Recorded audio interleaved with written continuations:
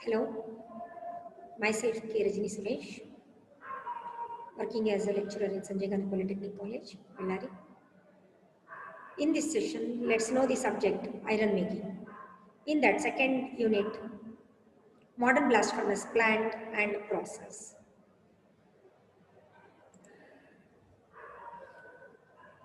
This session contains raw materials, storage and handling.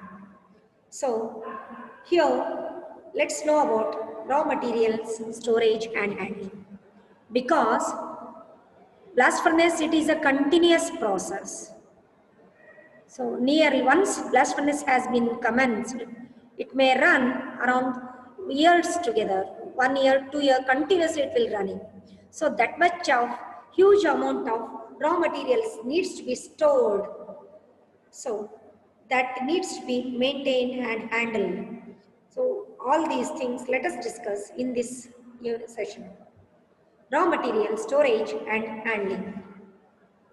For continuous production, huge amount of solid charge material is required. It should be stored in ore yard, storage bins, coal yard, coke yard, flax should be stored in the closed bins. So here, let's know for continuous production, huge amount of solid charge material is required. Already I have told you, once the blast furnace is commenced, continuously which will run around years together. So that much of raw material needs to be stored properly.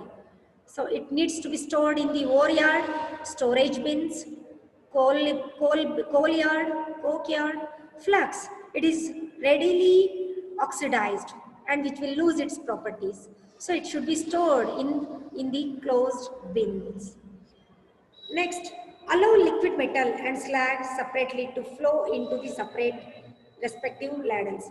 Not only this, raw materials, the products of the blast furnace needs to be stored separately. That will be collected in the ladles and stored into the mixers, and extra material can be stored in the mixers. That mixer might be inactive or active, and which will send to the steel making shop. So here you can find out the ore yard, then coal yard.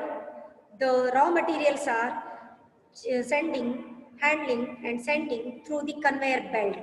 This is how the raw materials can be bring to the industry through the bogie, railways. Okay, you can find out here. This is the coal yard, this is the ore yard, this is the conveyor belt picture. So you can find out how large amount of materials are collected here. How the coal needs to be saved, stored very properly because it is a fuel. It may get burnt. So that has to be saved and stored very properly. Multiple choice questions. 1. Dash is made to separate slag from the metal and diverts into the slag side. Channel, tap hole, skimmer arrangement and gate. So in front of the tuyeres, there is a channel has been made. Through that, molten metal and slag is to be coming out. So both are running in a channel. So there, it has to be separate slag layer and molten metal layer. So slag, it is having higher volume and lesser density, which floats on the molten metal layer. So easily it can be separated by the skimmer arrangement. So the correct answer is skimmer arrangement. Through the channel, the molten metal will flows. Through the tap hole, molten metal comes out from the blast furnace. Through the channel, molten metal flows. But the separation of the slag and metal can be done by skimmer arrangement. Next. Raw materials are stored in ore yard, coal yard, bins, all of the above. Yes, ore is to be stored. Huge amount of ore is stored in the ore yard. Coal is to be stored in the coal yard.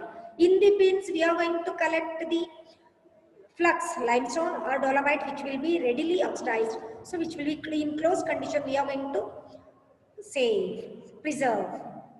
And in the bins to charge into the blast furnace, the raw materials are stored. So the answer is all of the above. Molten metal is tapped into the ladle, inactive mixer, crucible, both and B, A and B. The molten metal is tapped into the ladle, okay, but in the inactive mixer it will be stored. Whenever it is required for the steel making, there it is sent. In the inactive mixer, no reaction takes place and temperature is to be maintained. There is no loss of temperature. So in the inactive mixer, the molten metal is stored. In the ladle, we are collecting the molten metal from the blast furnace or any furnaces. Thank you. I thankfully convey my thanks to Mr. Gauri Shankar, Pyramid Principal, Sanjay Gandhi Polytechnic College, myself, K. Rajini Suresh, Lecturer in Metallurgy Department, Sanjay Gandhi Polytechnic College. Thank you.